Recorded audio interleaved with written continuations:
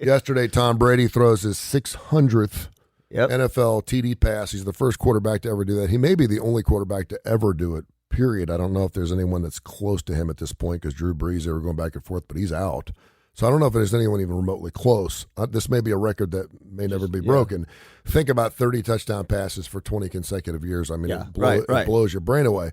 There was a 6th TD pass in the regular season. Now, if you add his postseason, and he's won 7 Super Bowls, it pushes the number up. So Mike Evans, who caught the pass, gets the touchdown pass. He goes to the stands, and he hands the football to a fan, right? And fan's there with his little boy, and little did Mike Evans know that it was obviously a record-setting football. And so then some of the management comes over from the Tampa Bay Buccaneers, and they ask for the ball back, to which the fan obliged. Now, collectors are coming out saying it was about a $750,000 mistake. Tom Brady's first TD pass football went for $438,000 in an auction a couple of years ago. First TD ever. First TD ever in the National Football League, right? So they're saying that this football, and some people are saying it's not going to be worth that much. We've seen stuff go from $500,000, and then 3 weeks later something happs, or there's a book or a memoir, and next thing you know, it's worth millions. Now, but roughly, did you hear? I don't know if this is true. I heard that the Buccaneers sort of paraphernalia store offered him $1,000 gift card. Yeah, $1,000 gift card, a Tom Brady jersey, and then an autographed football. Not a game-worn jersey, but an autographed football. And the fan took it, which, as a fan, I realize the importance of this football. But then I'm thinking to myself, based on my social economic situation, could I use $500,000? I don't know what the situation with this fan. Maybe he's wealthy or whatever. Yeah, the boy got the stuff and he was crying, so it was all good, right? So, if you were that fan, first of all, cool or uncool to give the ball back? Cool, right? Yeah. Oh, yeah. Would it have been uncool not to give the ball back and pine for better stuff? I'll tell you what.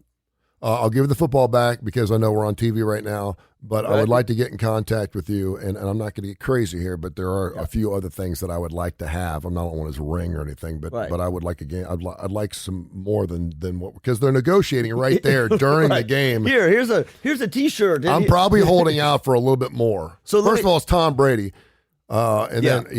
So let me ask you this: is there any, as far as you know, is there any laws or rules about when a fan is either catches a ball or given a ball during a game? Is there when the ball goes in the stands, it's gone.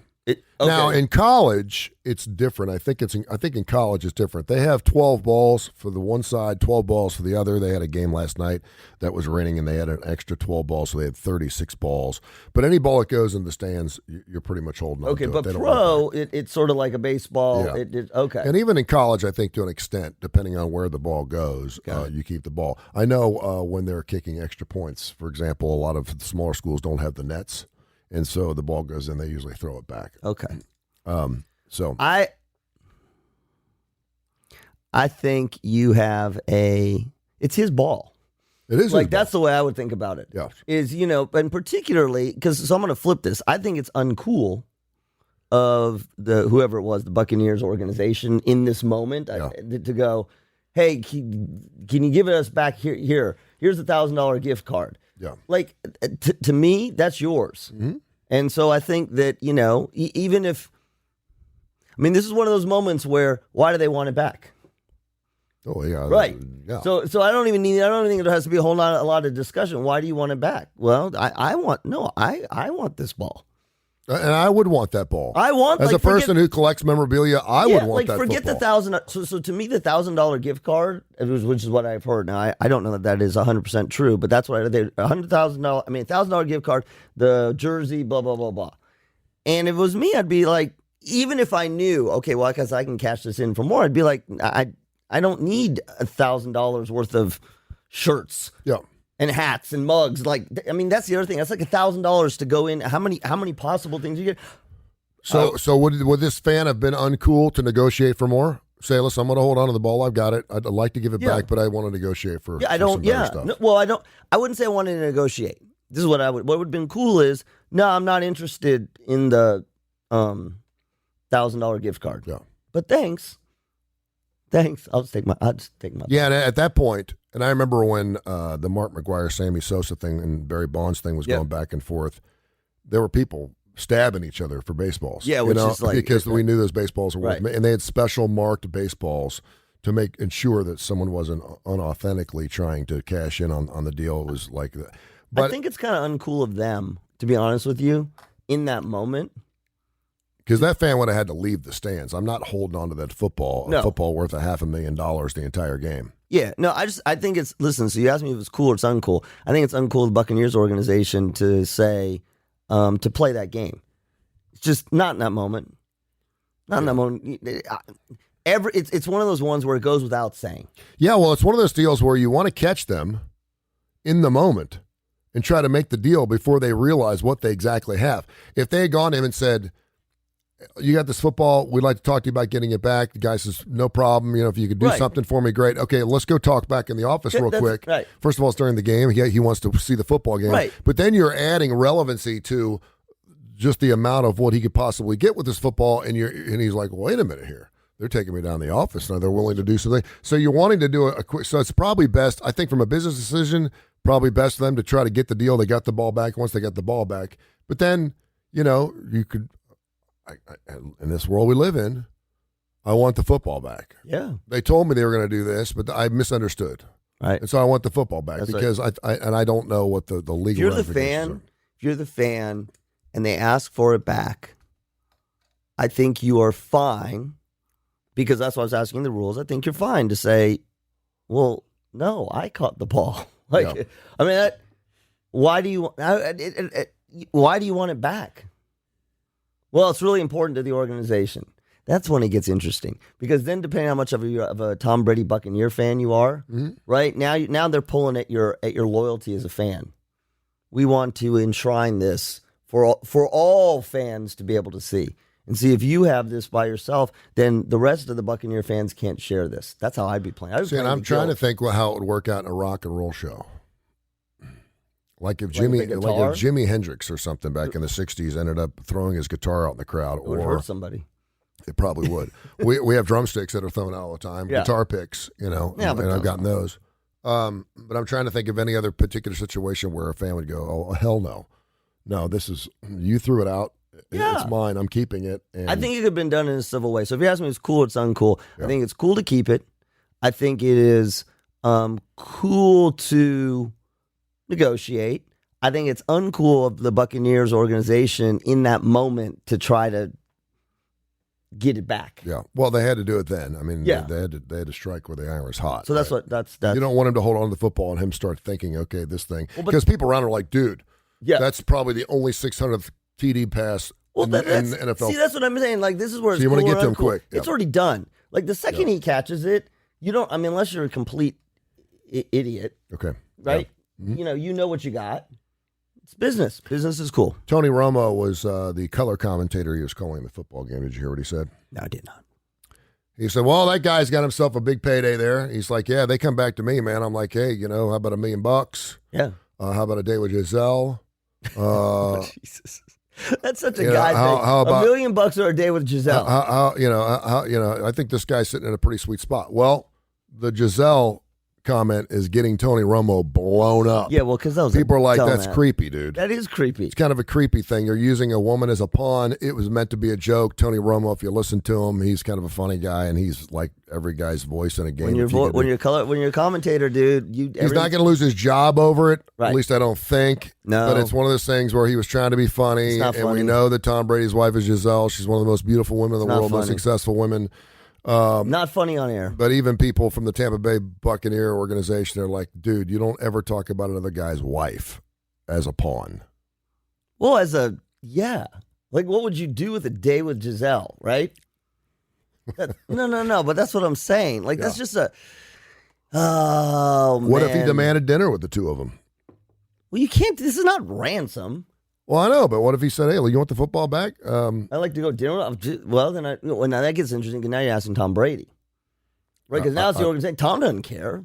Yeah. He may not care about dinner, but he doesn't care about the ball. In a perfect world, usually the player will go, to the stands, shake the hands, because that's going to get the ball back, Yeah. right? And you forget the $1,000 gift card. $1,000 gift card, and because what are you gonna tell Tom Brady? He can't have his ball back. And the guy that works with keys and stuff. We don't want that guy there. Where's Tom at? I want to talk to Tom, and Tom would go. I'm going to sign my jersey, and he can't. He's not going to give the jersey away because the jersey's worth something, because that's the jersey he was wearing when he threw the pass. Right. So everything is part of him. But I will get you a signed jersey, and maybe afterwards we could talk for a few minutes, and whatever he wants to do. And if obviously you're going to do the least amount you could possibly do. Maybe dinner with me and Giselle one night. Do you think that Tom Brady would do that because he knows how much it's worth, or because he just wants it? Well, or he just may be a hell of a nice guy. I mean, the kid was up there crying. The kid got another ball and stuff, and the kid just thought it was the best moment in his life. So it was a win-win for everybody. Oh, come on. If you're, well, I guess you can't, because you got to be careful. Like, if you're the organization and it's worth $500,000 to you, yeah, you give them $200,000. Well, you don't know what it really is worth. Well, what is the organization going to do? They're not going to auction it off, right? No, it'll be it's probably Tom's football to do with what he wants. Right. It'll probably be in Canton. Right. I would think on loan. I was talking to Aldo Greco, who played 20 years in the National Football League. We had him on the show. We were talking locker room talk a couple of weeks ago when we were talking about the John Gruden situation. And he's got a room in his house, or in his old house. I don't know what he's got now, but it was his room. It was a room about the size of a studio, and it had every important football. It had a Super Bowl football when he was playing for the Titans, when they came up a yard short or a yard and a half short with the Rams. And it's got big kicks from his Auburn career, from his Phoenix career, from his and it's amazing to see all these football things, because I like to collect these things too, but they're not as important to me as they used to be, because you didn't kick the ball. But they're the memories, they're the memories I have. And he was telling a story about a particular situation where he made a kick.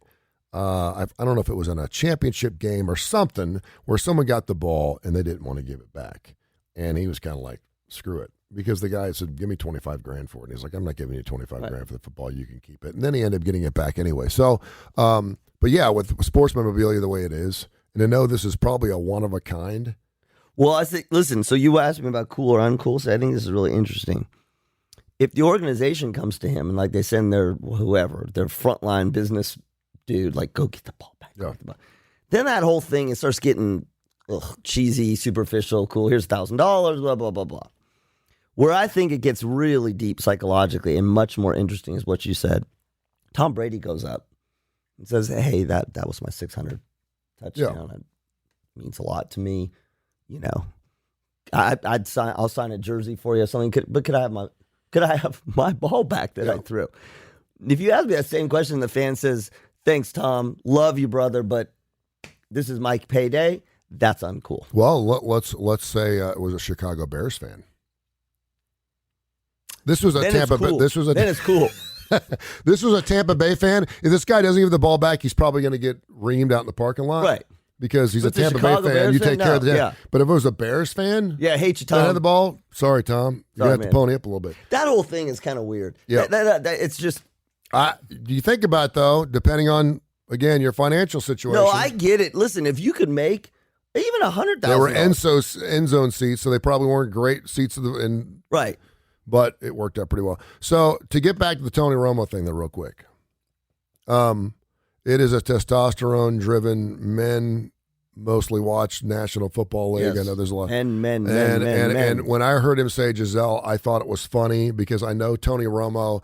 I didn't look at it as creepy because Tony also has an incredibly attractive wife. Yeah, they do Skechers commercials together, and I'm trying to flip the page a little bit.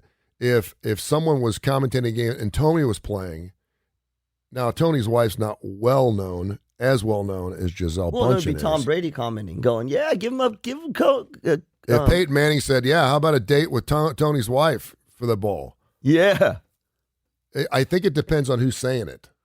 Because coming from Peyton, it'll be like, "That's Peyton." There's two levels on it, right? So there's, like what you said, there's the more societal level, which is, and it is creepy. It's creepy. I mean, I get the testosterone thing. The comment, this is the comment where if you're standing in front of in this case, millions of people, you don't make that comment. Even if it was a total joke, that Yeah. would be like me saying, me saying, Tony, you just won the war. How about a date with Jules? Right? Yeah. It'd just be Yeah. like, it's like, of all the things you could say, Yeah. because it lends itself, right? Because you said a date, you didn't say like a cup of tea or a cup of coffee. It's just it's creepy is the best word. Yeah, and the way I heard it, it wasn't like, a date with Giselle or like an evening with Giselle. It was like, how about a day with Giselle? Like they were going to go shop or something. It didn't sound sexual in nature to me. No, I understand But that. at the same time, I try to take into it. This is why I don't think it's a big deal. It's Tony Romo. Right. He's been out of the league for 5 or 6 years. He's a young guy. He's a good-looking guy. Now, much like the Brent Musburger, If it was Brent whoa, we're Musburger, throwing football with the boy on the front yard. That's when they looked at A.J. McCarron's wife, Yeah. who was smoking that's hot, remember? right, yes. And everyone thought that was every super dream creepy. of every Alabama It's time to get out and throw a ball with Dad in the front yard, boys. Yeah, that was Look what you can get. That was creepy because it was Brent Musburger, who is 70-something years. If Marv Albert says something like that, whoa, how about that? Then it comes across a little Right. creepy. The fact that Tony Romo still in his, No, 40s. Yes, compared to that, it lowers the creep factor. Yeah. And I don't think it's creepy. I don't think the creepy is the right word. It's just, Tony, come on. Just like, don't. It was just one of those ones like, yeah, don't say. He's not going to lose his job over it. No.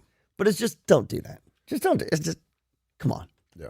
Just, If if it was Peyton and Eli, it'd be different. if he had thought through it, he could have even said, let me set you up with one of Giselle's buddies. There you go. That would have been a way to get out without making fun of that, make it a pawn thing. But even then, it's a little. Well, I don't know. yeah. He got caught up in the moment. It was funny. Well, also, because what if the guy's married? But he's getting blown. Well, man, he's got a kid. Tony Romo's getting blown up this morning. Cancel culture.